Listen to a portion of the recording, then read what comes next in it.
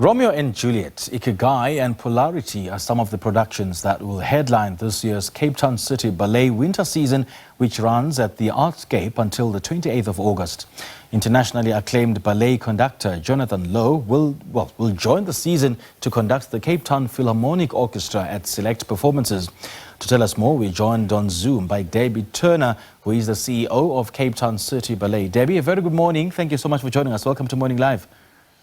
Good morning. Good morning to you. Just give us a brief outline of what the Cape Town City Ballet winter season is all about and what the inspiration is behind it.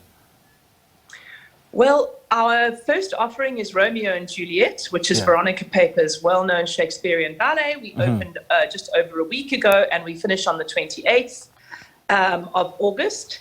A full-length ballet is always something that's very inspiring for our audiences, and it was a tale that needed to be told because it has been since 2008 that the company hasn't done the ballet. And then also a triple bill called Ikigai, which is 3 different ballets that are being presented that are standalone ballets that all have very different themes and very, very different inspirations. And that also finishes on the 28th of August. Yeah, and one of the productions is Veronica Paper's Romeo and Juliet. I'm quite interested to know what this entails.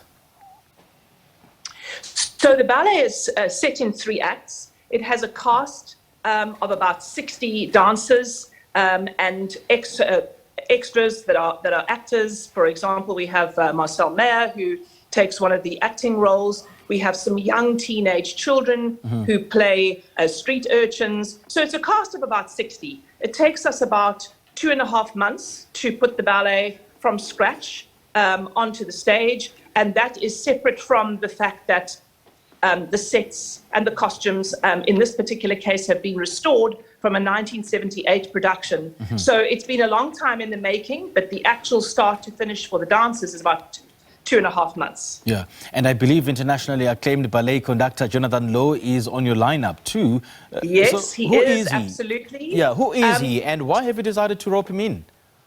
So Jonathan Lowe is a specialist ballet conductor, and that is something that is a separate skill in terms of conducting, because obviously there is a wonderful relationship between conductor and dancer that keeps the tempo regular and varies from dancer to dancer, because, for example, a very tall male with a big jump would jump higher than a smaller male, or the speed in which a female dances. So it's subtle, but it still makes a very, very big difference to the dancer themselves. And it's a skill that's kind of been lost a little bit in South Africa. And Jonathan Lowe is working very closely with Brandon Phillips, who is a Cape Town conductor, who we use and will be working on the ballet as well, conducting later in the season.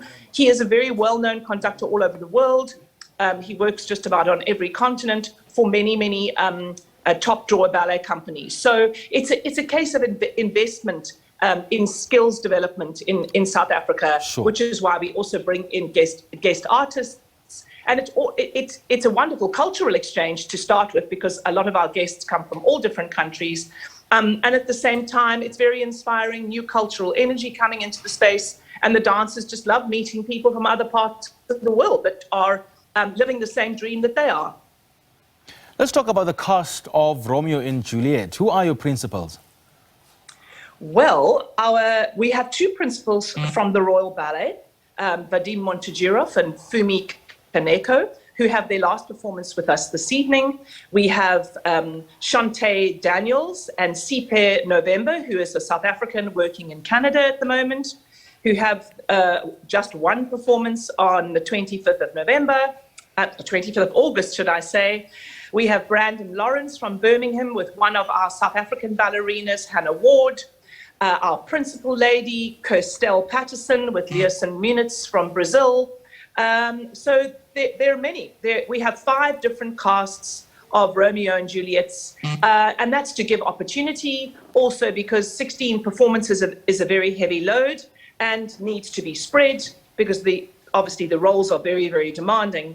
And then, of course, the corps de ballet of dancers that are the ones that perform every single night and sometimes twice a day. Yes.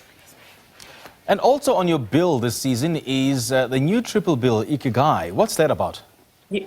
So Ikigai is, the triple bill refers to, as I said earlier, three different ballets. So it's in three acts, but they are standalone ballets. So we have opening, we have a ballet called Falling Angels, which is choreographed by a very well-known Czech choreographer who worked mostly in Holland. His name is Yuri Kilian, and it is 8 women. So it was very appropriate for Women's Month to be able to feature a work that is danced only by women. It's a very, very powerful, percussive piece of work. It's then followed by a ballet called Le Patineur, which a direct translation means the skaters, and it's set in Victorian times, and it's quite simply young people having fun skating on a frozen lake. Very, very beautiful music by Giacomo Meyerbeer, and the sort of quintessential winter costumes, velvet, little fur hats, etc. And it's very light and fun. And then the closing work is called Polarity, written by the choreographer Kenneth Tyndall. And in actual fact, he created the work on Cape Town City Ballet in 2019.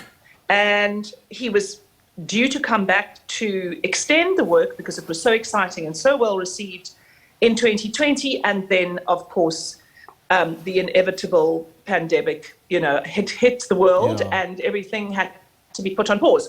But what was thrilling was to be able to continue our 2020 plans, and he came back 2 months ago to extend the work to a slightly over 30-minute piece, which is quite stripped back. The women are all in very lithe leotards and tights, and the men also in typical ballet or dance gear that shows off the athleticism of the bodies very, very beautifully, and is almost it's movement poetry in terms of the way Kenneth choreographs with bodies and shapes and the pas de deux works, and to a more modern score of music that it's mixed. Actually, it's mixed tracks. So and he's a young choreographer, so it's really, really exciting to have these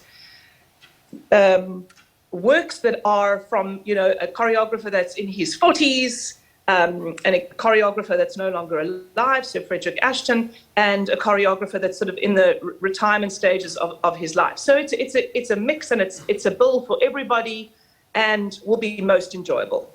And we certainly are looking forward to that. Debbie, thank you so much for your time. Thank you very much.